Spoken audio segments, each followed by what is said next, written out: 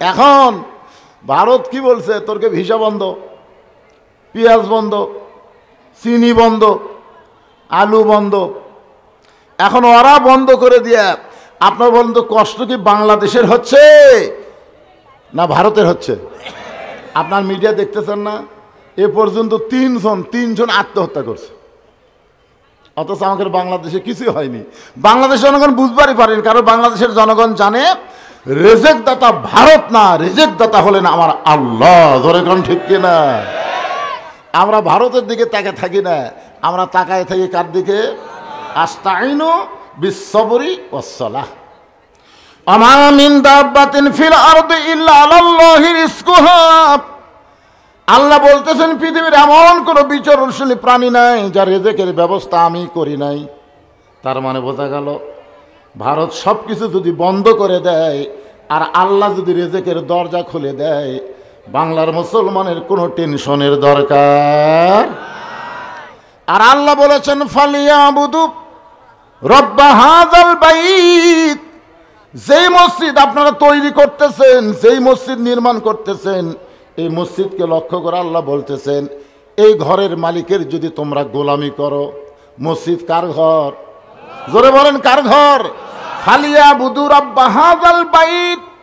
এই ঘরের মালিকের যদি তোমরা গোলামি করো, তাহলে তোমাদেরকে দুনিয়াতে দুইটা পুরস্কার সাথে সাথে দেওয়া হবে। দুইটা পুরস্কার তোমাদের সাথে সাথে দেওয়া হবে।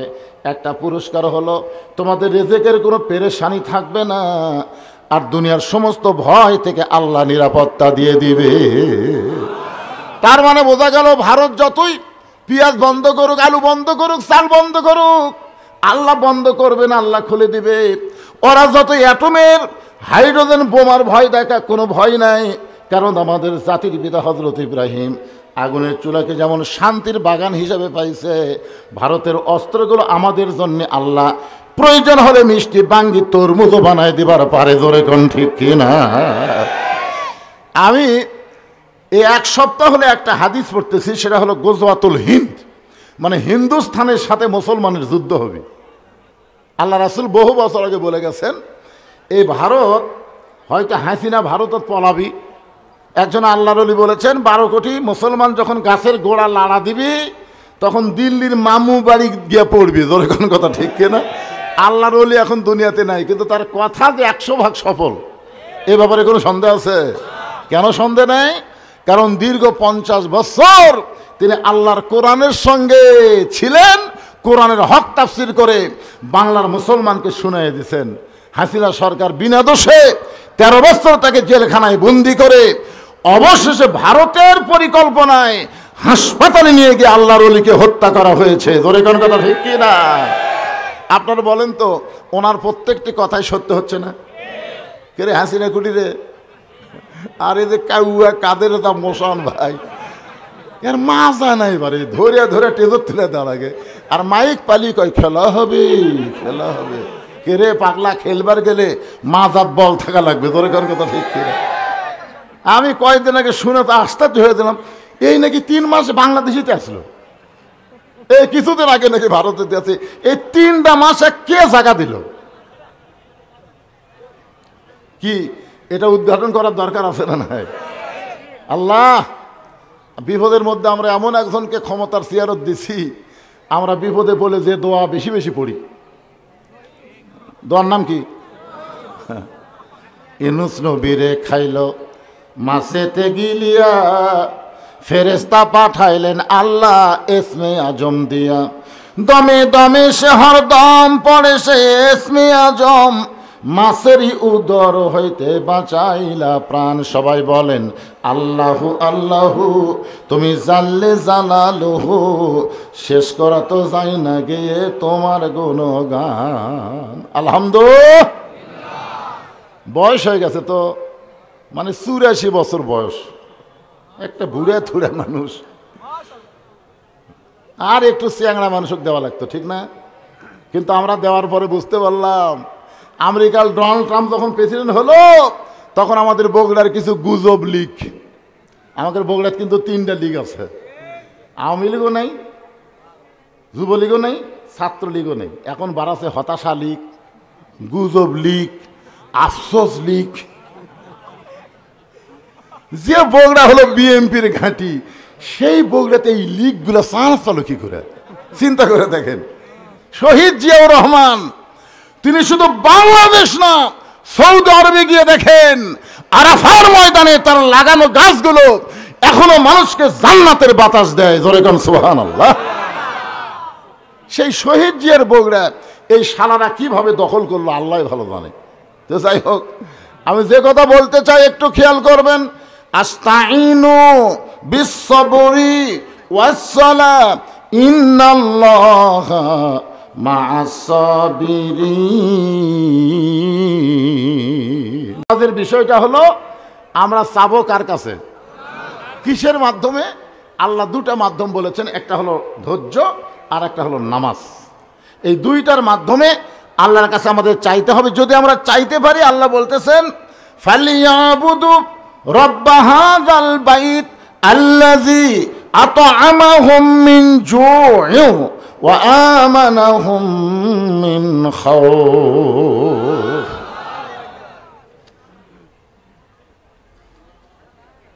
আচ্ছা, ঠিক আছে। এখন আসেন তাসদিক বিল জেনান, কলিজার মধ্যে ঈমান। এইটাই কিন্তু আমাদের সমস্যা। এইটা নিয়ে আমরা সমস্যা আছি। ইকরার বিল লিসানে কোনো সমস্যা নেই, ঠেলাত পড়লে আমরা আল্লাহ আল্লাহ করি। জোরে কোন কথা ঠিক করে? আরে আমরা কি ঠেলাত পড়লে হিন্দুরা পর্যন্ত আল্লাহ আল্লাহ করে? তো ঠেলাত পড়ে তো আল্লাহ আল্লাহ করলে হবে না। অন্তর থেকে আল্লাহকে কলিজার ভিতরে জায়গা দেওয়া লাগবে। প্রয়োজন হলে জীবন দিব, কিন্তু ঈমান দিব না। জোরে কোন কথা ঠিক কিনা? প্রয়োজন হলে কি দিব? জীবন দেব, কিন্তু ঈমান দেব না। তাসদিক বিল জেনান যখন অর্জিত হয়, ওই মানুষটার চরিত্র কেমন হয়?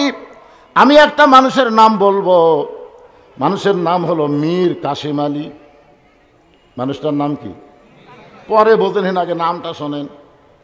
উকিল গিয়ে বলতেছে, স্যার আজকে রাত 12টায় আপনার ফাঁসি হবে, আজকে রাত 12টায় আপনার ফাঁসি হবে। তাসদিক বিল জেনান, কলিজার মধ্যে ঈমান। ফাঁসির কথা শোনায় ওই মানুষের কি হবে? যার কলিজার মধ্যে ঈমান আছে, তাই ফাঁসির কথা শুনে ওরে বাবারে, ওরে বাবারে, আমার ফাঁসি হবে, এই কথা বলবোই না। কারণ সে বিশ্বাস করে জন্মিলে মরিতেই হবে, আসলে যাইতেই হবে। জোরে কোন কথা ঠিক কিনা? আপনারা কি মনে করতেছেন আসছেন যাবেন না? 3 তলা 4 তলা বাড়ি বানিয়ে বারবার জনগণকে দেখেন, ওই যে ভাই করছি, ভাই রড বার করে থুছি, ভাই নিয়ত করছি 5 তলা, ভাই 3 তলা হচ্ছে, ভাই আর 2টা তলা হলি আলহামদুলিল্লাহ। আর 2 কান্তে 2 ফেরেশতা শয়তান 3 তলার দিকে না তাকায়, নিচ তলার দিকে তাকায়। যতই তৈরি কর থাকবার পারবো না, তোর জায়গা হবে নিচ তালা, 1 তালা তো না, তারই তলে যে তালা, আন্ডারগ্রাউন্ড। জোরে কোন কথা ঠিক কথা কন না কেন? তাহলে তাসদিক বিল জেনান, কলিজার মধ্যে যখন ঈমান থাকবে, ওই মানুষটা বিশ্বাস করবে আসলে যাইতে, জোরে কোন আসলে যাইতে হবেই। আর তাকে বলতেছে আজকে রাত 12টায় আপনার ফাঁসি হবে। তো মীর কাসেম আলী বলতেছে, ভাই রাত 12টায় যদি ফাঁসি হয়, এখন কয়টা বাজে? বলে এখন বাজে রাত 9:30। আলহামদুলিল্লাহ, এখন 2.5 ঘন্টা দেরি। তো ঠিক আছে, আমি 2টা ঘন্টা ঘুম পাড়ি। উকিলকে বলতেছে আমি 2 ঘন্টা একটু ঘুম পাড়ি, ভাই 8 ঘন্টা আগে আমাকে ডাক দিও, যদি সে এত না পাই। উকিল কয় মাথা নষ্ট নাকি রে, 2.5 ঘন্টা পর তার ফাঁসি হবি, তাই বলে 2 ঘন্টা ঘুম পাড়বি? যদি সে এত না পাই তাহলে ডাক দিও ভাই। উকিল মনে করতেছে এই ফাঁসির চিন্তা তত পাগলা হয়ে গেছে, ভুল বকতেছে। উকিল বাইরে চলে গেছে। 2 ঘন্টা পর উকিল এসে দেখে মীর কাসেম আলী ঘুম পাড়তেছে, নাকের সাউন্ড।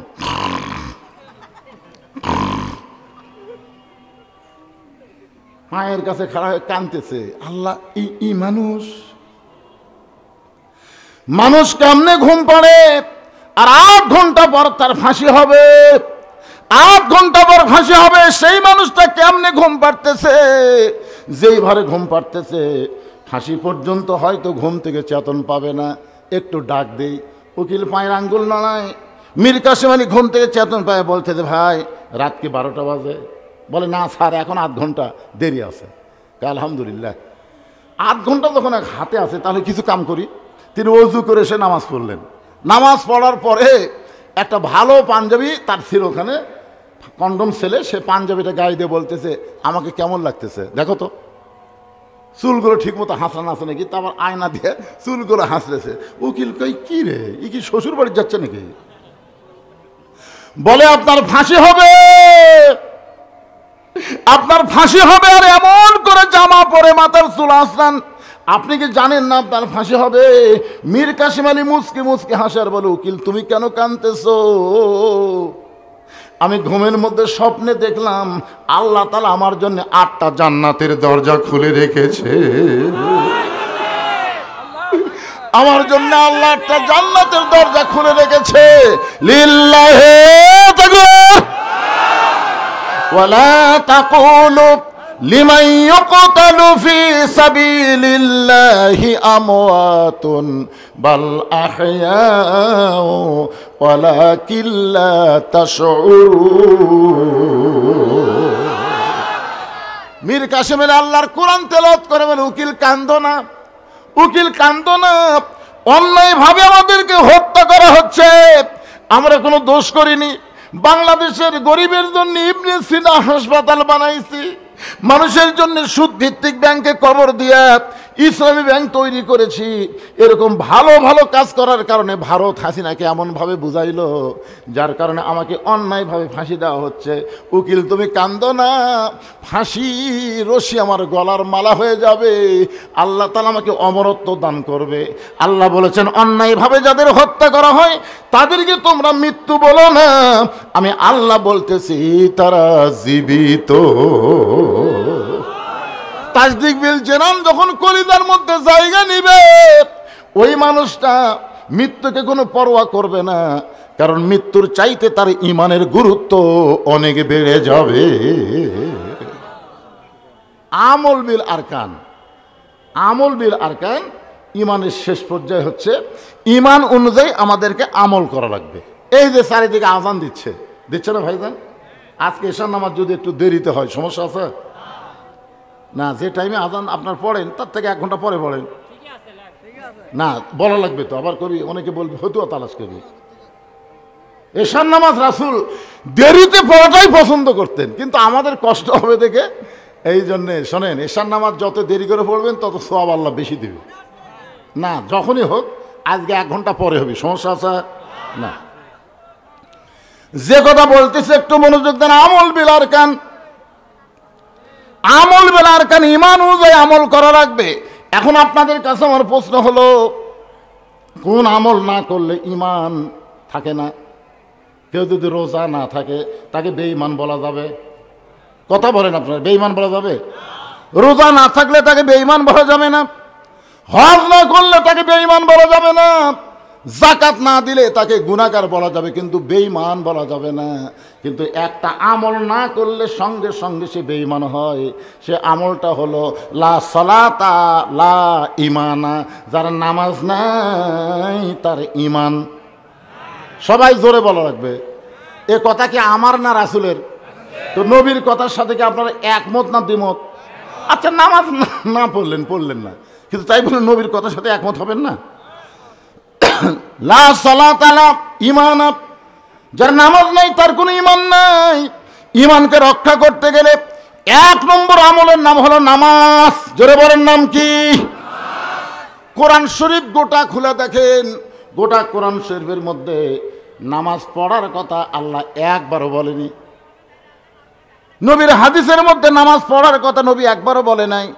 যতবার নামাজের কথা বলা হয়েছে শুরুর থেকে দেখেন, কোরআনের শুরুর দেখেন, এই শুরুর থেকে কমপক্ষে 82 বার আল্লাহ বলেছেন। কতবার? শুরুর আগে শোনেন, জালিকাল কিতাবু লা রাইবা ফি হুদাল লিল মুত্তাকিন আল্লাযীনা ইউমিনুনা বিল গায়বি ওয়া ইউকিমুনাস সালাহ। কি বুঝলেন? এখানে নামাজ পড়ার কথা আছে না কায়েমের কথা? এখন আপনারা বলেন নামাজ পড়ার কায়েমের মধ্যে তফাৎ কি? আল্লাহর নবী নবুয়তের 10ম বছরে 5 ওয়াক্ত নামাজ পাইছে। এরপরে নবী কিন্তু 3 বছর মক্কায় ছিলেন। নামাজ পাওয়ার পরেও নবী 3 বছর মক্কা ছিলেন। কয় বছর? 3 বছর মক্কায় ছিলেন। এই 3 বছরের মধ্যে নবী নামাজ পড়েছেন, কিন্তু নামাজ কায়েম করতে পারেন নাই।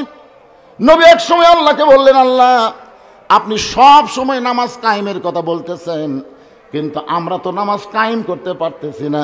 এই নামাজ না কায়েম করার পিছনে কারণ কি আল্লাহ আপনার কাছে একটু জানতে চাই।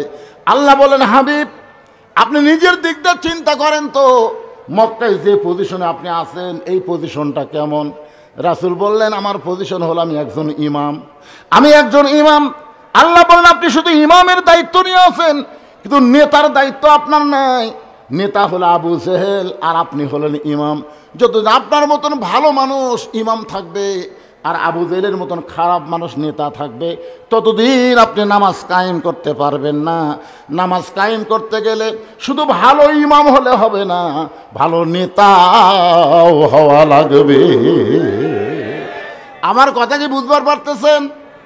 আমাদের বাংলাদেশে যদি আমরা নামাজ কায়েমের আন্দোলন করতে চাই, তাহলে শুধু মসজিদের ইমাম ভালো করলে হবে না, সমাজের নেতাগুলো আমাদের ভালো হওয়া লাগবে। প্রয়োজন বোধে ইমাম যদি না আসে, তাহলে নেতাকে খুতবা দেওয়া লাগবে, নেতাকে নামাজ পড়ান লাগবে। আপনারা বলেন তো, সামনে ইলেকশনে যারা নেতার পরিচয় নিয়ে আপনাদের কাছে ভোট চাবে, তাদেরকে যদি আপনারা বলেন, ভাই আজকে আমাদের খতিব সাহেব আসে নাই, আজকে জুম্মায় আপনাকে খুতবা দেওয়া লাগবে, সবাই পারবি না? সবাই পারবি না? আবার কয়, শোনেন, আরে আচ্ছা এই আজান চারিদিকে কতক্ষণ হবে? খালি আধা ঘন্টা ধরে হবে আজান। কি হতে বললাম কে রে, আপনার আজান দিতে 5 মিনিট শেষ হয়ে যাবে, এটি শেষ হতে উঠি দিতে দেয়। আর ঠিক আছে ভাইজান, আমি ওয়াজ করে খুব একটা মজা পাচ্ছি না, আজানটা একটু শেষ হোক, এই ফাঁকে আপনাদের কাছে একটু গামছা যাবে, মসজিদের উন্নয়ন করবে। 10 টাকা 20 টাকা 50 টাকা 100 টাকা যে যা পারেন, আমি আপনাকে প্রাণ ভরে কলিজা ভরে ওয়াজ শোনাবো ইনশাআল্লাহ। চিন্তা করেন না, সময়ের চিন্তা করেন না, ঘড়ি আমার হাতে আছে, একবারও দেখিনি। আপনারা এই ব্যাগ পার্টি কোথায়? ব্যাগ পার্টি এই ব্যাগের কামটা হয়ে যাচ্ছে দেখি, যাও ভিতরে যাও বাবা, যাও, আজানের দিকে শেষ হয়ে যাক।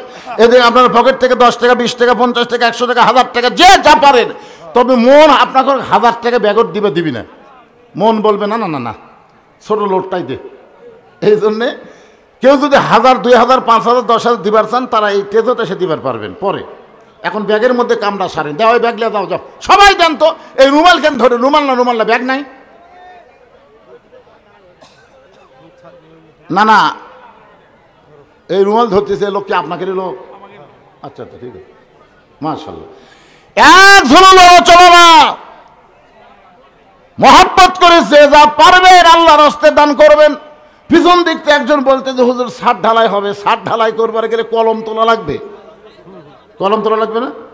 কলম তোলা লাগবে, তারপরে ছাদ হবে বহুত। এখন আপনাকে হাতের যদি টাকা না থাকে, আজকে এই হাজার হাজার জনগণ যদি মন চায়, এই বিজ্ঞাপনে যাদের নাম আছে, যাদের নাম আপনারা বড় আশা করে দিচ্ছেন, ওনারা কি আইসে এখানে বিশেষ অতিথি, আমন্ত্রিত অতিথি? হ্যাঁ মাত্র 5-7 জন।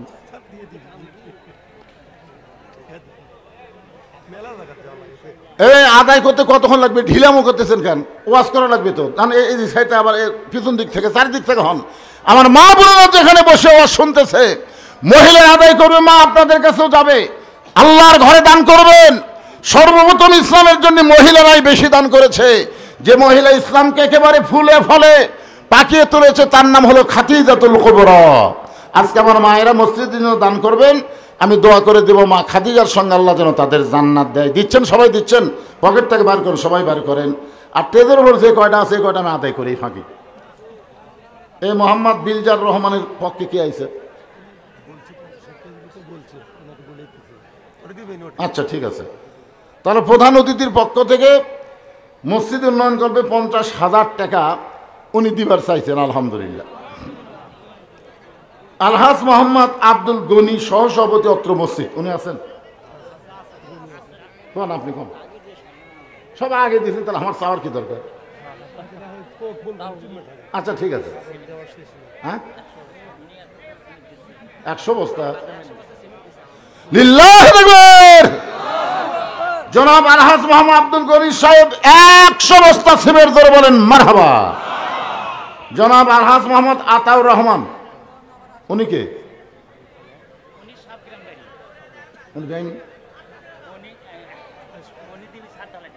আচ্ছা, 60 ঢালার দিনে উনি দিবে, অসুবিধা নেই।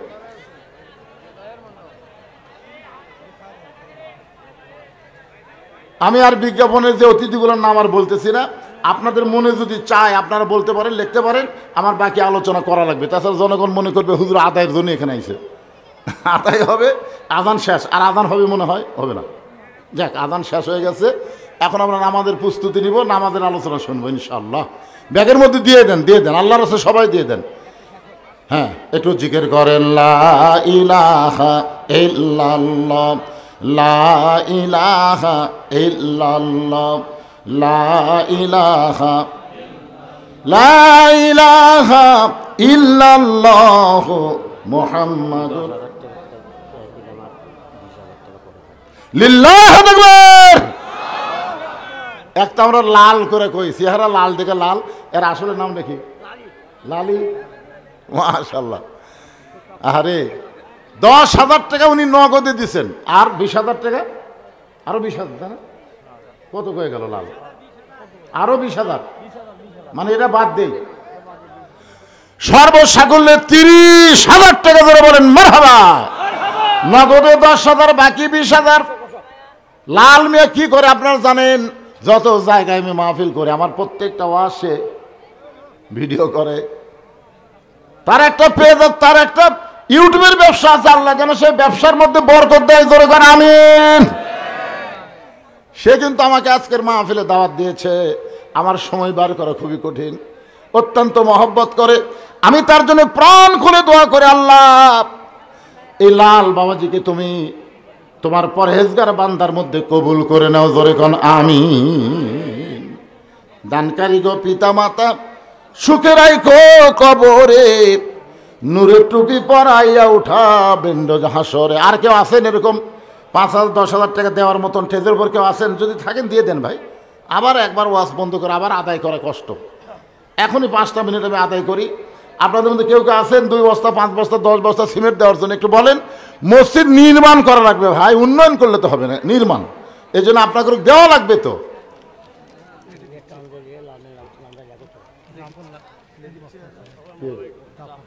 জাফর 3 বস্তা সিমেন্ট করবে দান।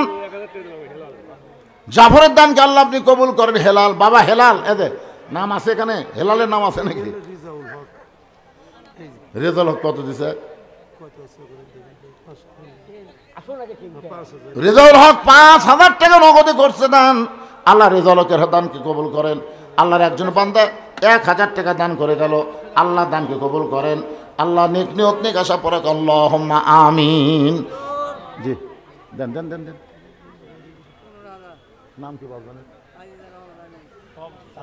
ও আপনি জায়গা দিলেন আবার, মাশাআল্লাহ। লিল্লাহি তাকবীর। আল্লাহু আকবার।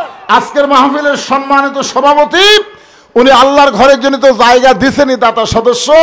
আবার আমি যখন বারবার চাচ্ছি, তখন আমার 15,000 টাকা নগদে আল্লাহর ঘরে দান করেছে। আল্লাহ তার দানকে কবুল করুক। তার বাপ আত্মীয় স্বজন যারা কবরে গেছে, এই দানবীর সন্তানের ওসিলায় আল্লাহ তাদের কবরকে জান্নাতের টুকরা বানায় দেখ, জোরে করে আমিন।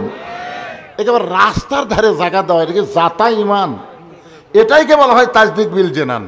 বিশ্বাস করেছে 1 শতক জায়গার দাম 5-10 লাখ টাকা হবে, সেখানে অনেক শতক জায়গা। কয় শতক দিচ্ছে উনি?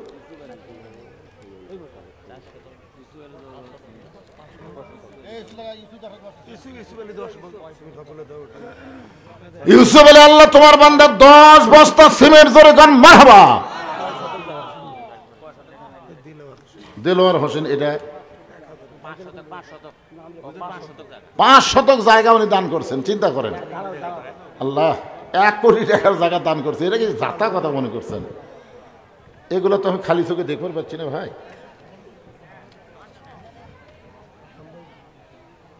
দেলোয়ার হোসেন মুক্তার, উনি 1,000 টাকা দান করেছে। দেলোয়ার হোসেন, আল্লাহ দানকে কবুল করেন। লাল বাবাজির শ্বশুর 1,000 টাকা দান করেছে, আল্লাহ দানকে কবুল করেন। আল্লাহুম্মা আমিন। আবু বকর সিদ্দিক রেজা সাহেব আছেন ভারপ্রাপ্ত চেয়ারম্যান,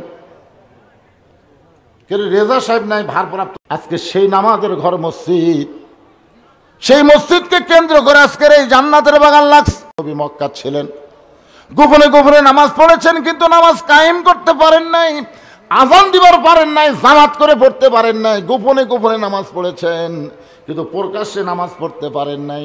নবী বলেন, আল্লাহ আপনি যত জায়গায় নামাজের কথা বলেছেন প্রত্যেক জায়গায় বলেছেন আকিমুস সালাত, নামাজ কায়েম করো, কিন্তু আমরা যেইভাবে করতেছি এইটা তো নামাজ কায়েম হচ্ছে না। এইটা হলো নামাজ পড়া বাংলাদেশের মতন। কোন দেশের মতন? নামাজ পড়া বাপ পড়ে বেটা পড়ে না, দাদা পড়ে লাঠি পড়ে না, যখন হয় চামড়া ঢিল, আল্লাহর সাথে দেয় মিল। জুয়ান বয়সে নামাজ পড়ে নাই, বুড়া বয়সে সিয়াল্লা মসজিদত গেছে, আছে না নাই? আর খতিয়ান খুলে দেখবেন, খতিয়ান একটা খতিয়ান আছে না নাই? খতিয়ান খুলে দেখবেন, ওই সারা জুয়ান বয়সে অন্যায় অপকর্ম করছে, বুড়া বয়সে শয়তানক বলতেছে, কেরে পাগলা তুই যে বুড়া হলো তোর চামড়া ঢিল হলো, যারা নামাজ পড়তেছে এরকে নামাজ নষ্ট করা লাগবে না? সিয়ারলি যারা মসজিদে যায় এরা কিন্তু নামাজে না, এরা শয়তানের এক ভাই, শয়তানের এক ভাই। কারণ মসজিদে নামাজ পড়ার জন্য না, মসজিদ হলো জামাত করার জন্য। জোরে করে কথা ঠিক না? আর জামাত করবার গেলে কাতার সোজা করা লাগবে।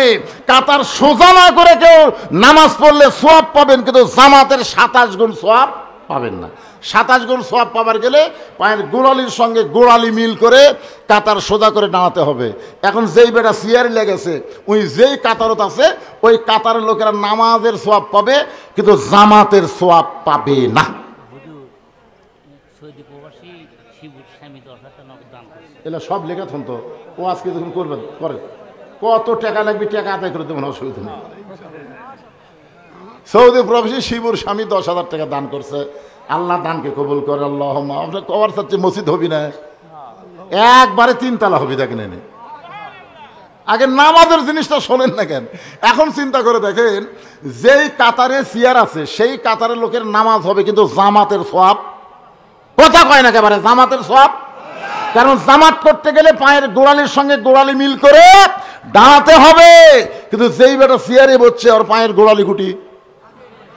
এই জন্য আপনাকে দুইজন সুস্থ মানুষ ওর চেয়ার ধরবেন, ওই তো উঠবার চাবি না, আপনার 2 জন চেয়ার ধরে বলবেন, ভাই তোর জন্য আমরা সব কমতি নেবো না, বড় কষ্ট করে জামাত পড়বে রাখছি, তুই পিছনে তো শান করে রাখলে 2 নম্বর কাতারে থাকবেন।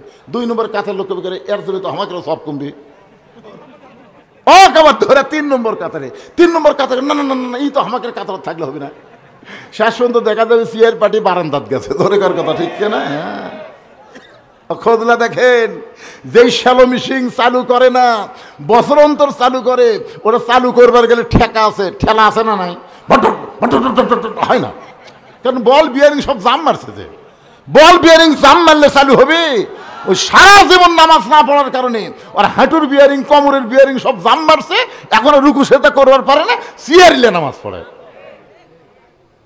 আর কোন ব্যক্তি যদি যৌবন কালে নামাজ পড়ে, বুড়া বয়সে যদি চেয়ারি নামাজ পড়া লাগে, লা ইউকাল্লিফুল্লাহু নাফসান ইল্লা উসআহা, আল্লাহ কোরআনে বলেছেন, বাংলাদেশে সরকারি চাকরি যারা করে, বুড়া বয়সে চাকরি করবার না পারলে সরকার যেমন তাকে পেনশনে বেতন দেয়, যৌবন বয়সে যারা নামাজ ধরেছে, বুড়া বয়সে যদি ঠিক মতো জামাত পড়বার না পারে, যেখানেই তারা নামাজ পড়বে আল্লাহ পেনশনের সওয়াব তার আমল নামায় দিয়ে দিবে। হজ, যাকাত, রোজা এইগুলা কিন্তু বয়সের কথা বলা হয়নি, বুঝছেন? সামর্থ্য আসলে হজ করবেন, রোজা থাকবার পারলে রোজা করবেন, জাকাত সম্পদ বেশি হলে শতকরা 2.5 টাকা জাকাত দেবেন। কিন্তু নামাজের ব্যাপারে কোনো ছাড় নাই। 6 বছর থেকে তালিম দাও, 10 বছর থেকে জোর করে নামাজ ধরাও। জোরে কোন কথা ঠিক কিনা? তাহলে নামাজের বয়স কয় বছর থেকে? 10 বছর। জোরে বলেন কয় বছর? 10 বছর থেকে 60 বছর 50 বছর কেউ যদি জামাতে নামাজ পড়ে, বুড়া বয়সে যদি আর মসজিদে জামাত পড়বার না পারে, আল্লাহ তুমি যেখানেই পড়ো তাকে পুরাপুরি সওয়াব দিয়া দিবে। এখন আসেন যেটা বলতেছিলাম, নামাজ কায়েম করবার গেলে আল্লাহ নবীর মতন ইমাম আবু জেহেলের মতন নেতা থাকলে হবে না। যিনি ইমাম তিনি নেতা হওয়া লাগবে। এমন একজন নেতা হওয়া লাগবে যেই নেতা কোনোদিন যদি মসজিদে ইমাম না আসে, প্রয়োজন হলে তাকে ইমামতি করা লাগবে। যদি একদিন ইমাম সাহেব আসেনি, নেতা সাহেব, চেয়ারম্যান সাহেব মসজিদ বসে আছে, তোর মুসল্লি বলবে, চেয়ারম্যান সাহেব আজকে আপনি খুতবা দেন। কত লোক বলতেছে চেয়ারম্যানের দাঁড়িয়ে নাই, কি খুতবা দিবি রে? আপনারা জানেন নেতা কাক কয়? আল্লাহর কোরআন দিয়ে যখন রাষ্ট্র চলবে, নেতা হযরত ওমর মসজিদের মেম্বারে দাঁড়িয়ে খুতবা দিচ্ছেন। বাংলাদেশের মতন ৯৬টা দেশের খলিফা হযরত ওমর মসজিদের মেম্বারে দাঁড়ায় খুতবা দিচ্ছেন। সুবহানাল্লাহ বলেন। কি সুন্দর খুতবা! মাঝখান থেকে একজন দাঁড়ায় গেছে, ইয়া আমিরুল মুমিনিন, আপনার খুতবা শুনবো না। ওমর ফারুক বলেন, আমার অপরাধ কি? বলে, আপনার অপরাধ হলো আমাদেরকে খাটো পাঞ্জাবি দিয়ে আপনি লম্বা জুব্বা পরে খুতবা দিচ্ছেন। ওমর ফারুকের চোখ দিয়ে পানি পড়তেছে আর মুখটা মুচকি মুচকি হাসতেছে। সুবহানাল্লাহ বলেন। মুচকি মুচকি হাসার কারণ হলো, জনগণ যখন নেতাকে লোকমা দিবার পারবে, তখন নেতা ইচ্ছা মতো চলতে পারবে না, আল্লাহর হুকুম মোতাবেক চলা লাগবে। জোরে কোন কথা ঠিক কি না? আর এই লোকমা শুরু হবে মসজিদের ভিতর থেকে। আপনারা বলেন তো, 4 রাকাত নামাজ আসরের, যদি ইমাম সাহেব title pass, double title pass, দাওরা পাস, সেই ইমাম যদি 3 রাকাত বসে, আসরের নামাজের 4 রাকাতে কয়বার বসা লাগবে? 2 বার। 2 রাকাতে একবার, 4 রাকাতে একবার। কিন্তু ইমাম সাহেব 3 রাকাতে বসে গেছে। একটা মুসল্লিরও খেয়াল নাই, মনে করতেছি ইমাম এত দামি ইমাম, ঠিকই পড়াচ্ছে, কিন্তু অটো ভ্যানালা ওই আবার নামাজের খেয়াল আছে। ওই কে 2 রাকাতে বসলো, আবার 3 রাকাতে আল্লাহু আকবার। ইমাম মনে মনে কয়, তুই তো ভ্যান চলে খাস, তুই যতই লোক মাতে 41 সালের আগে এমন উঠবো না। এই মনে করে যদি ইমাম বসা থাকে, আপনার বলেন তো মসজিদের মুসল্লি কার পক্ষে যাবে? ইমামের পক্ষে না ভ্যানালার পক্ষে? কেন? কারণ মসজিদ আল্লাহর ঘর, আল্লাহর ঘরের মধ্যে ইচ্ছা মতো নেতৃত্ব চলবে না, আল্লাহর হুকুম নবীর তরিকা মোতাবেক নেতৃত্ব দেওয়া লাগবে। ওমর ফারুক খুশি হওয়ার কারণ হলো, ওদের জুব্বা খাটো, পাঞ্জাবি খাটো, আমার লম্বা দেখে ওরা খুতবা লোকমা দিয়েছে। এই খুশি হওয়ার কারণ হলো, যতদিন মুসলমানের লোকমা থাকবে, ততদিন মুসলমান এরিয়ার মধ্যে কোনো নেতা দুর্নীতি করতে পারবে না। পারবে? পারবে না। ওমর ফারুক লক্ষ্য করে দেখে, যে বেটা লোকমা দিছে, যে আপনার খুতবা শুনবো না, শুধু উই একলা না, সমস্ত মুসল্লিরা মাথা নিচু করে বসে আছে।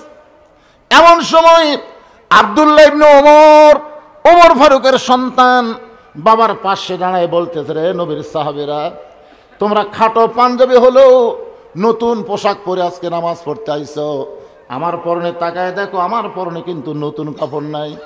ওসমান গনি বলে, আব্দুল্লাহ, আজকে জুমার দিনে সবাই নতুন কাপড় পরলো, আর তুমি কেন নতুন কাপড় পরলা না? আব্দুল্লাহ বলতেছে, আমি যদি আজকে নতুন কাপড় পরতাম, তাহলে আমার বাবার জুব্বা লম্বা হতো না। যেই বলেছে আজকে যদি আমি নতুন পোশাক পরতাম, তাহলে আমার বাবার জুব্বা লম্বা হতো না। রে নবীর সাহাবীরা, তোমরা তো জানো না, যেদিন থেকে আমার বাবা মদিনার খেলাফতের দায়িত্ব পাইছে, সেদিন থেকে সবাই আরামে ঘুম পাড়ে, কিন্তু আমার বাবার চোখের ঘুম না। বাংলাদেশের ৬৪ জেলায় জামাতের আমির নির্বাচন হলো, নেতা নির্বাচন হলো, সবাই আমরা ইউটিউবের মাধ্যমে, ফেসবুকের মাধ্যমে দেখলাম, প্রত্যেকটা নেতার চোখে পানি। কোনো জায়গায় আমির নেওয়া নিয়ে, নেতা নেওয়া নিয়ে কোনো গন্ডগোল নাই, কারণ জানে কোরআনের সৈনিক হলে তাদের উপর আল্লাহর পক্ষ থেকে আলাদা একটা দায়িত্ব আছে। এই দায়িত্ব পালন করা যে কত কঠিন। আব্দুল্লাহর মা বলে, স্বামী গো, আপনি কি ঘুমাবেন না? ওমর ফারুক কান্দার বলে, বিবি, যতদিন মদিনার খলিফা হয়নি, ততদিন তোমার বুকের মধ্যে, আমার বুকের মধ্যে তুমি ঘুম পাড়ছো।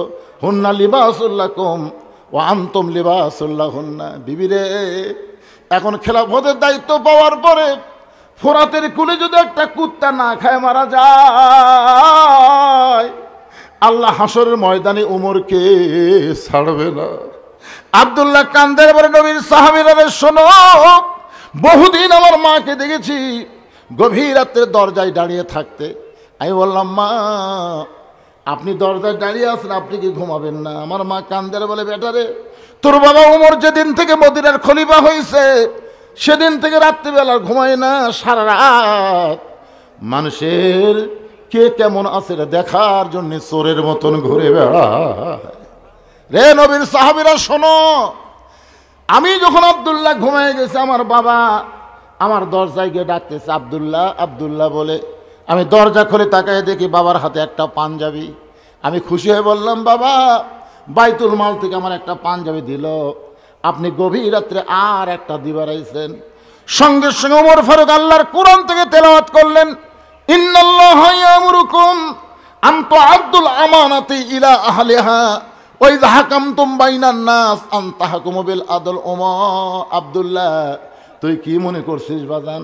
তুই একটা পাঞ্জাবি পাইছিস, আমি তোকে আর একটা দিবার আইছি। না রে আব্দুল্লাহ, না, এই পাঞ্জাবিটা আমার ভাগে পড়েছে। তুই বল, আমি একটা ইমাম মানুষ, এত খাটো পাঞ্জাবি গায়ে দিয়ে যদি খুতবা দেই তাহলে কেমন দেখায়?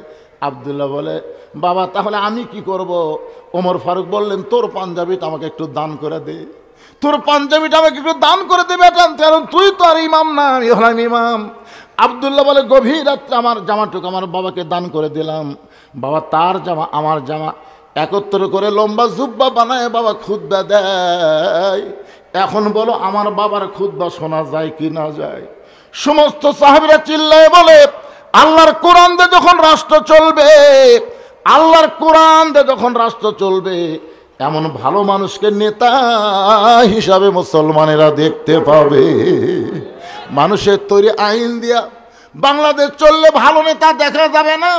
ডক্টর কামালের সংবিধান দিয়ে বাংলাদেশ চললে ভালো নেতা দেখা যাবে না।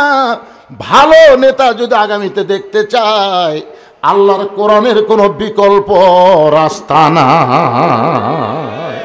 আল কোরআনের আলো সংসদে জালো, সব জায়গায় জালো, খালি ঘরে ঘরে তো হবে না, সব জায়গা। কোরআন কি খালি ঘরত? ঢাকা ওয়াসা কোম্পানি একটা টাঙ্কি বানাচ্ছে, টাঙ্কির ধারণ ক্ষমতা হলো 2 কোটি লিটার, 6-7টা ডিপ টবল দিয়ে অনবরত পানি তুলতেছে। ওই টাঙ্কি থেকে পাইপের মাধ্যমে ঢাকার প্রত্যেকটা বাসায় পানি সাপ্লাই হয়। বাসার লোকেরা ওই টাঙ্কির পানি পান করে, টাঙ্কির পানি ট্যাবের মাধ্যমে গোসল করে, পান করে, যখন যা ইচ্ছে করে উযু করে। কিন্তু এ ভারতের দোসর, ভারতের 5-8টা গোলামেরা আছে না নাই আমাদের বাংলাদেশে? দেখবেন দেখবেন এরা মাঝে মধ্যে আফসোস করে বলে, আগেই ভালো ছিলাম। আপনারা বলেন তো, আগে এই মাহফিল যদি আপনারা করতে চাইতেন, বলুক আনবার পারতেন? আনবার গেলে পাও ফাটা নেতার থেকে শুরু করে তেল তেলা নেতা পর্যন্ত দেওয়া লাগতো। সব নেতা যখন একেবারে অনুমতি দিল, তখন থানার থেকে বলতেছে চলবে না। কেন চলবে না? বুঝেছি তো ডাকাত বক্তা। আমি বল, ডাকাত বক্তা? আমার একটা ওয়াজ বার আছে, সেদিনটা পুলিশ আমার উপর খেপা। সে ওয়াজ হচ্ছে, চোরও যা পুলিশও তাই, চোর চুরি করে আর পুলিশ চাঁদা খায়। বাংলাদেশে কোনো বক্তা বলেনি রে এই মাল কছে, এই মাল চোরও যা পুলিশও তাই, চোর চুরি করে পুলিশ কথা কয় না কেন? চোর পুলিশ ঘুরতে ঘুরতি কে কছে? হ্যাঁ, সেই থাকা থানা আমাকে দেখবার পারে না ভাই। আমাকে একবার বগুড়া জেলার এসপি, উনি এখন অবসরপ্রাপ্ত, বাধ্যতামূলকভাবে সরকার তাকে অবসর দিচ্ছে, নাম হলো মোজাম্মেল হক। নাম শুনছেন? বগুড়া একসময় এসপি ছিল। আমাকে বাড়ির থেকে ধরে নিয়ে আসলো, আমাকে বাড়িতে ধরে নিয়ে এসে বলতেছে, আপনাকে ক্রস ফায়ার দেওয়ার হুকুম হয়ে গেছে। Cross fire! এসপি আমাকে বলতেছে সন্ত্রাসের মতন ভাষা, যে আপনার ক্রস ফায়ার দেওয়া হবে। আপনি কেমনে বলেন? 2 নেতা কোলাকুলি করলে পেট থেকে বুক থেকে না, মানে নেতার পেটে 10 মাসের বাচ্চা আছে, এ কথা আপনি কেমনি কন? মানে প্রত্যেকটা নেতারা মন খারাপ, পুলিশ মন খারাপ, শেখ হাসিনা ফকুরনি, খালেদা জিয়া ফকুরনি, এরা সবাই মন খারাপ। ধরে কোন কথা ঠিক কি? হায় হায় হায় রে! এগুলো বলার পিছনে কারণ হলো, একটু মনোযোগ দিবেন। ওই ওয়াসা কোম্পানির ট্যাঙ্কি থেকে পানি প্রত্যেকটা বাসায় সাপ্লাই হয় পাইপের মাধ্যমে, কিন্তু দেশীয় শত্রু আর ভারতের দালাল আছে না নাই? এরা গভীর রাত্রে ট্যাঙ্কির ছাপনা খোলে, ওই ট্যাঙ্কির ভিতরে একটা মরা মোষ ঢুকে দিচ্ছে, একটা মরা মোষ ঢুকে দিছে। ঢুকাতে আবার ছাপনি লাগা দিছে। এই মোষটা আস্তে আস্তে ফুলে উঠতেছে, পচতেছে, পচে গোলা গোলা গোলা গোলা প্রত্যেকটা বাসাত ওই পানিগুলো চলে যাচ্ছে। মরা মোষের সাথে পানির যদি একটা ধাক্কা খায় তাহলে পানি পাক থাকে না নাপাক হয়? এখন এই পানিগুলো বাসার যাচ্ছে, বাসার লোকেরা গিলাসের মধ্যে পানি নিয়ে কোরআন শরীফ পড়তেছে, ওয়াসাকাহুম রাব্বুহুম শারাবান তাহুরা। আপনি যতই কোরআন পড়ে পানি পান করেন, পানি পাক হবে না যতক্ষণ পর্যন্ত ট্যাঙ্কি পবিত্র না হবে। ধরে কোন কথা ঠিক কিনা? এই ট্যাঙ্কির নাম হলো সংসদ। আগামী ইলেকশনে আমরা 300টা ভালো মানুষ ওই সংসদ পাঠাবো, যারা কোরআন শরীফ বুকেলে সাইদি হুজুরের মতন আদালতে যায়। সাইদি হুজুর যতবার আদালতে গেছে কোরআন শরীফ আছে না নাই? ধরে কেন আছে না নাই? হ্যাঁ, এইরকম 300 ভালো মানুষকে আমরা সংসদে পাঠাবার চাই। কোনো চোর, বাটপার, দুর্নীতিবাজ, এই মমতাজের মতন পাগলি, মাহিয়া মাহির মতন জোকার, ফেরদৌসের মতন নায়ক, এই শালারা যেন সামনে চান্স না পায়। ধরে কোন কথা বলেন না কেন?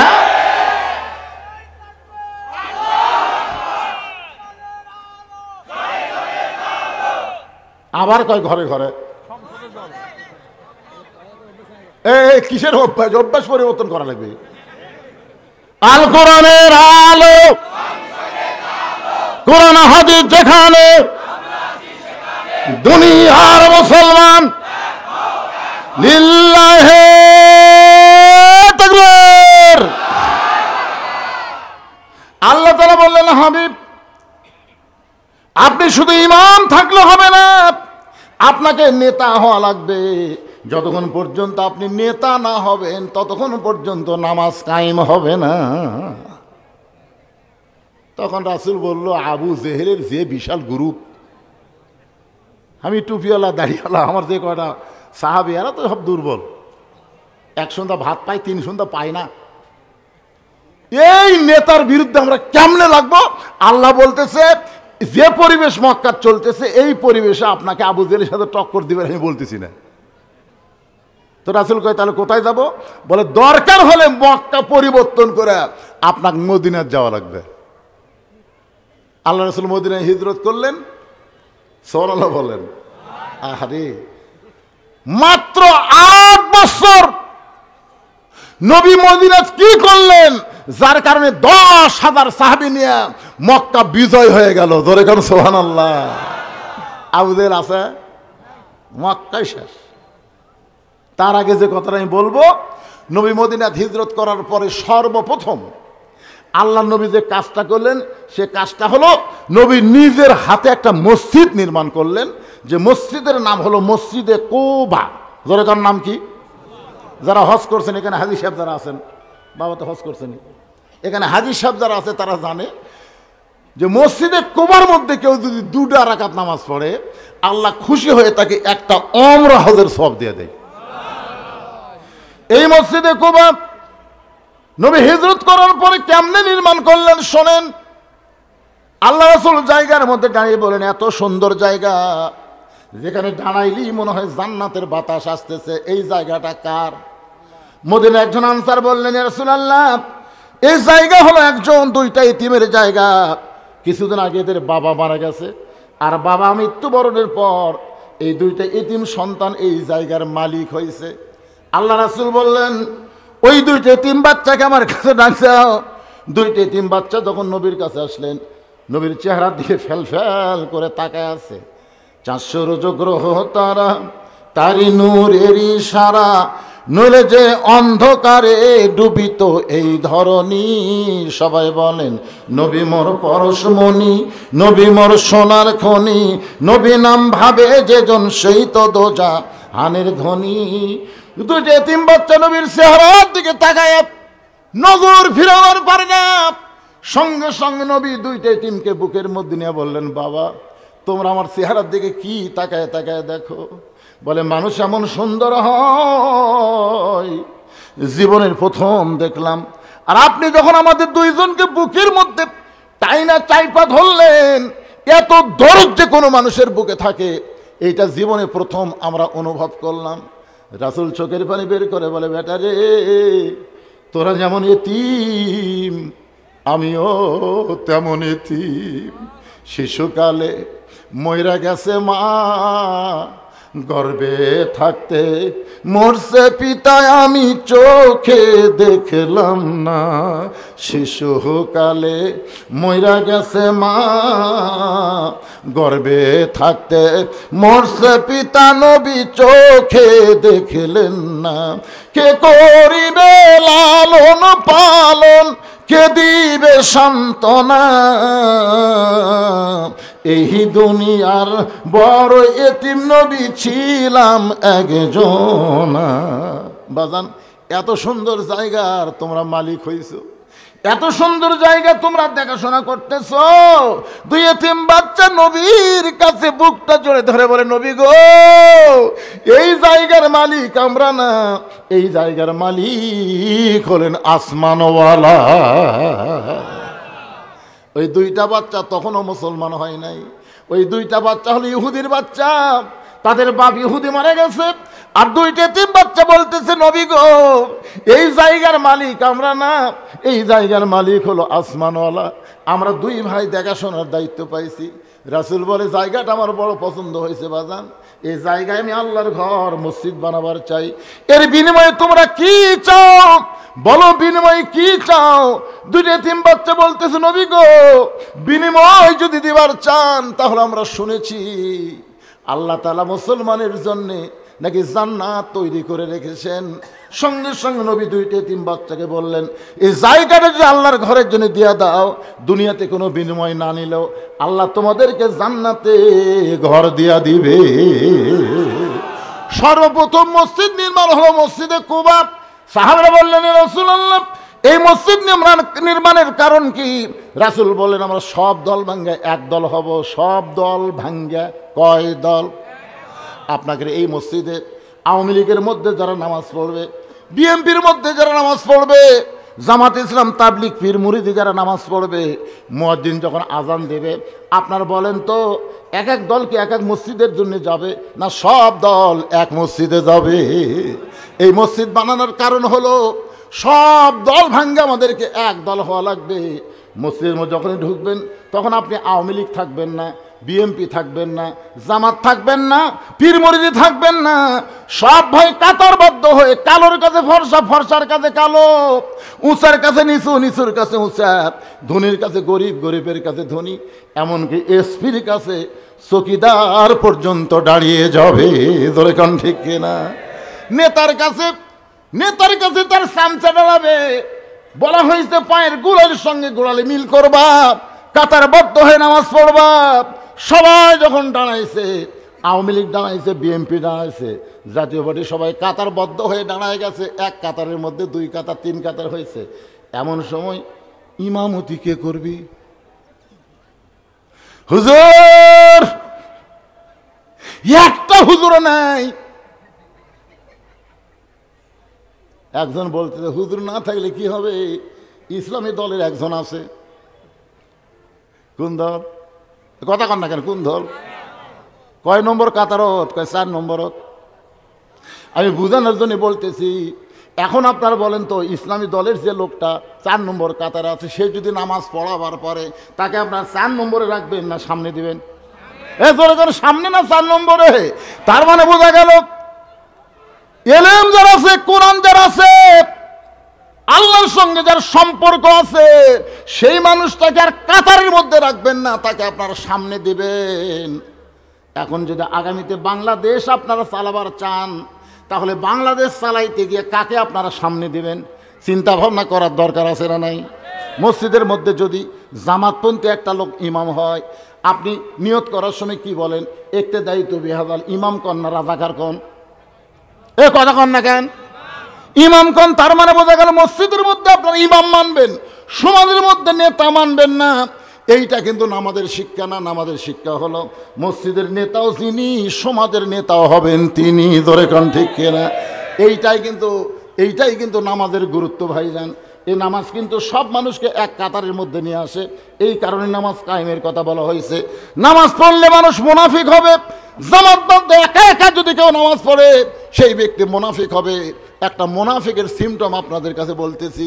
বহুদিন বউকে বউ বলেছে ভিক্ষা যদি করবার চান বাদশাহ শাহজাহানের কাছে যান, বাদশাহ শাহজাহানের কাছে গিয়ে কান্দা কান্দা করবেন, এমন ভিক্ষা দিবে আর কোনোদিন ভিক্ষা করা লাগবে না। এখন বইয়ের বুদ্ধি শুনে ফকির চলে গেছে বাদশাহ শাহজাহানের রাজ দরবারে। একজন মন্ত্রীকে বলতেছে বাদশাহ কোথায়? বলে বাদশাহ ওই ঘরের মধ্যে ঢুকছে। ফকির ঘরের মধ্যে দিয়ে দেখে ঘরের দরজা বন্ধ, একটা জানালার পাল্লা খোলা আছে। এই জানালার পাল্লা দিয়ে তাকায় দেখে গোটা ঘরের মধ্যে একজন মাত্র মানুষ দুই হাত তুলে কাঁদতেছে আর বলতেছে, ও বাদশার বাদশাহ, তোমার দরবারে আমি ফকির, আমি ফকির। ফকির বলে চোখের পানিতে গাল ভিজে দেয়। ফকির চিন্তায় পড়ে গেল, বইয়ের বুদ্ধি শুনে আসলাম বাদশার কাছে। আয়সা দেখি বাদশাহ নিজেই ফকির হয়ে কাঁদতেছে। বাদশাহ যদি নিজেই ফকির হয় তাহলে আমার মতন ফকির তো পাওয়ার কিছুই নাই। মন খারাপ করে যখন ফকির চলে যাচ্ছেন, এমন সময় দারোয়ান বলতেছে, বাবা আপনার কি বাদশার সাথে দেখা হয়েছে নাকি? ফকির রাগ করে বলে, এ দারোয়ানের বাচ্চা দারোয়ান, খালি দরজা পাহারা দিস, ভিতরের খবর জানিস না? ভিতরের খবর যদি জানিস তাহলে এরকম বলতে পারতিস না। তোরা যাকে বাদশাহ বাদশাহ বলে পূজা করতেছিস, আমি নিজের চোখে দেখলাম ফকির হয়ে কাঁদতেছে। সব দারোয়ান ফকিরকে ধরেছে। এমন সময় বাদশাহ শাহজাহান মুনাফিক বের হয়েছে। ধরে কোন কে বের হয়েছে? কথা কয় না। মুনাফিক বের হয়েছে কারণ একলা নামাজ পড়ে, জামাতে নামাজ পড়ে না। জামাতে নামাজ পড়লে তার মধ্যে কোনো অহংকার থাকবে না। তেলতলা পায়ের কাছে ফাটা পা জোড়া লাগবে। জোরে কোন কথা ঠিক কিনা? কিন্তু একলা একলা যখন নামাজ পড়ে নিজে কিন্তু হাসি না, তাহাজ্জুদ নামাজ পড়ে, যায় নামাজ খোঁজে। জোরে কোন কথা ঠিক কিনা? কিন্তু একলা একলা বাদশাহ শাহজাহান একলা একলা কাহিন ফকির ফকির ফকির, চোখ দিয়ে পানি ছাইড়া দিস। সব দারোয়ান ধরে, কেউ কিল মারে, কেউ ঘুষি মারে। ফকির চিল্লে বলে, যতই মার মারিস না কেন, নিজের চোখে দেখা জিনিস মিথ্যা বলা যাবে না। এমন সময় বাদশাহ শাহজাহান বলে, রে দারোয়ানরা, কারে মারতেছো, কেন মারতেছো? বলে, জাহাপনা আপনি নাকি ফকির হয়ে গেছেন, আপনি বাদশাহ নাই। সঙ্গে সঙ্গে মুনাফিক বাদশাহ শাহজাহান দৌড়ে এসে ফকিরের দাড়ি ধরে বলে, এই ফকির, তুই কি জানিস না আমি মুঘল সম্রাট শাহজাহান? তুই কি জানিস না? ফকির বলে, এটাই তো জানতাম, কিন্তু ঘরের জানলার কাছে গিয়ে কি দেখলাম? দুই হাত তুলে বলতেছে, ও বাদশার বাদশাহ, তোমার দরবারে আমি ফকির, আমি ফকির। সঙ্গে সঙ্গে বাদশাহ শাহজাহান নিজের গালে নিজে সর দিয়ে বলে, আমি মুনাফিক, আমি মুনাফিক। আমি আল্লাহর ঘরে যতক্ষণ ফকির সাজি ততক্ষণ, আর আল্লাহর ঘর থেকে বের হলেই আমি বাদশাহ হয়ে যাই। আল্লাহর ঘরে ফকির হবে, নিজের ঘরে বাদশাহ হবে। এরা মুসলমান না, এরা হলো মুনাফিক। জোরে বলেন ঠিক কিনা? বলতেছে আমি মুনাফিক, আল্লাহর ঘরে যতক্ষণ ফকির সাজি, ফকির হই না, সাজি। কি মসজিদে যখন যাবেন তখন এক রূপ, মসজিদ থেকে বার হবেন আর এক রূপ। এটা হলো চলবে না। নামাজের মাধ্যমে, জামাতের মাধ্যমে আল্লাহ প্রত্যেকটা মুসলমানকে ভাই ভাই বানায় দিবে। ধরে কোন কথা ঠিক কিনা? আপনি দুপুরের আগে ভাত খাচ্ছেন, খেয়ে জহনাজ পড়ার গেছেন, ভাই খালি ঢেকুস মারতেছেন, পেট উঁচা হয়ে আছে, চার তরকারিতে ভাত খাচ্ছেন। আপনার পাশে একজন কাতার সোজা করতেছে, ওই আজকে 2 দিন হলার বাড়িতে খাওয়াই নাই। আপনি কি খালি গোড়ালি ঠিক করলে হবে না ভুঁড়িও ঠিক করা লাগবে? এই জন্য আল্লাহ রাসূল বলেছেন, নামাজের সালাম ফেরানোর পরেই তোমার ভাইটার তুমি হাত ধরবা। হাত ধরবা, ভাইজান তোর বাড়ি কোথায় ভাই? আজকে তোমার খবর কি, হাল হাকিকত জানবা? জামাতে নামাজ পড়া মানে না সালাম ফেরালি যার মনে তাই দৌড় না। প্রত্যেকটা মুসলমান, কুল্লু মুসলিমুন ইখওয়া, প্রত্যেকটা মুসলমান ভাই ভাই, এই পরিচয় জামাতের মাধ্যমে দেওয়া লাগবে। জোরে কর কথা ঠিক কিনা? আপনারা বলেন তো, যারা খালি নামাজের জামাত করে তাদের কথা ভিন্ন, যারা জামাত ইসলাম করে বাংলাদেশের যে কোনো এক জায়গায় যদি কোনো ভাই বিপদে পড়ে আর এক ভাই দৌড়ে গিয়ে তাকে সাহায্য করে। জোরে কোন কথা ঠিক কিনা? খালি নামাজের জামাত করলে হবে না, ইসলামেরও জামাত করা লাগবে, ইসলামেরও দল করা লাগবে। কথা আমার বুঝতে পারতেছেন? এখন তার অ্যাঙ্গেলে মার লাগবে না, ডাইরেক্ট মারতেছে, অসুবিধা কি? একটু মনোযোগ দিয়ে শুনবেন। আল্লাহর বান্দারা যে আয়াতে কারিমা তেলাওয়াত করেছি, আস্তাইনু বিস-সাবরি ওয়াস-সালাহ ইন্নাল্লাহা মা'আস-সাবিরিন। যদি আমরা আল্লাহর কাছে কিছু পাওয়ার চাই তাহলে ধৈর্য আর নামাজের ভিতর দিয়ে চাই। এটা বললেন কেন? কারণ আমরা সব জায়গায় ধৈর্য, একটা জায়গায় আমাদের ধৈর্য কম, সে জায়গা হলো মসজিদ। জোরে কোন ঠিক কিনা? আপনারা বলেন তো, কোন জায়গায় যে আপনার বেশি ঘড়ি দেখেন? সবাই বলতেছেন না। যদি মসজিদে একটা দেওয়াল ঘড়ি থাকে আর আপনার হাত ঘড়ি থাকে, আপনি কমপক্ষে 3 বার দেখবেন। দেখার পরে পাশের ডাক বলতেছেন, কে ভাই আর কয় মিনিট? বলছে এখনো 3 মিনিট আছে ভাই। হামনে আস ফেলে বলতেছে এখনো 3 মিনিট ভাই। তখন বলতেছে আজ ঘড়ি লড়তেছে না ভাই রে। আল্লাহ বলতেছেন বিসবরি ওয়াসসালাহ, পাগলা নামাজের মধ্যে গিয়ে ধৈর্য যদি না থাকে তোর নামাজই হবে না, আমার কাছে চাও হবে না। আর সালাম ফিরানোর সাথে সাথে, সালাম ফিরাছে কি, সালাম ফিরানোর সাথে সাথে আপনি মোনাজাত করবার হুকুম কে দিচ্ছে আপনাকে? বিসবরি ওয়াসসালাহ। যদি আল্লাহর কাছে কিছু পাওয়ার চান, ধৈর্য আর নামাজের মাধ্যমে চাইতে হবে। দোয়া দরুদ পড়তে হবে কমপক্ষে 2 থেকে 3 মিনিট। রাসূল দোয়া দরুদ পড়েছেন, সালাম ফেরানোর পর দোয়া দরুদ পড়েছেন। সম্মিলিত মোনাজাত গুরুত্ব না, দোয়া দরুদ পড়া হলো গুরুত্ব। ধরে কোন কথা ঠিক কিনা? এই আপনারা বলেন তো, কোনো ফকির যদি এইরকম করে বাড়ি বাড়ি ভিক্ষা করে, ওই সারাদিন অন্তর কয় সার চাল পাবে? মা সাথে ভিক্ষা দাও কেন, মা সাথে ভিক্ষা দাও কেন? কোন মা সাথে থেকে ভিক্ষা লে ফকিরই নাই। আরেক দরজার কাছে মা সাথে ভিক্ষা দাও কেন? ওই ভিক্ষা পাবি? ওই সারা জীবন ভিক্ষা করবি কিন্তু পাবি না। আজকে আমরা যে মোনাজাত করতেছি আল্লাহর কাছে, এটা আমরাও পাবো না। আল্লাহ ফেরেশতা কেবল লাইন ধরছে দিবি, ইতিমধ্যে আর লেওয়া শেষ। কি আস্তাইনু বিসসবরি ওয়াসসালাহ। আল্লাহর ঘর মসজিদের উন্নতি কল্পে মাহফিল, মসজিদ নির্মাণের জন্যে আমি যার কাছে টাকা চাইলাম সে বলে আমরা আগেই দিছি। ব্যাগের টাকা কি আপনার ঠিক মতো দিচ্ছেন? জি,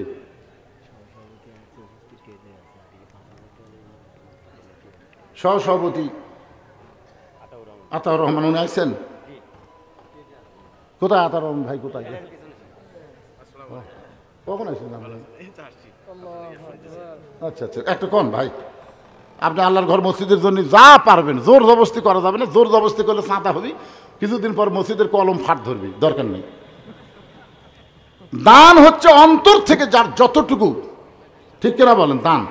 আর যখনই বলবেন এত দেওয়া লাগবে তখন চাঁদা। মসজিদের জন্য আমরা দান চাবো, চাঁদা চাবো না, ঠিক কিনা বলেন? তো সহসভাপতি সাহেব ইচ্ছা মতো কতটুকু পারবেন। আর সোহেল ভাই উনি আগে দিতেন 5,000 টাকা, আজকে আবার নতুন করে কত দিবেন ভাই? সোহেল ভাইকে আজকে 5,000 দিয়েছে, মাশাআল্লাহ 5,000 টাকা দান করছে। আল্লাহ সোহেল ভাইয়ের দানকে আল্লাহ আপনি কবুল করেন। জোরে বলেন আল্লাহুম্মা আমিন।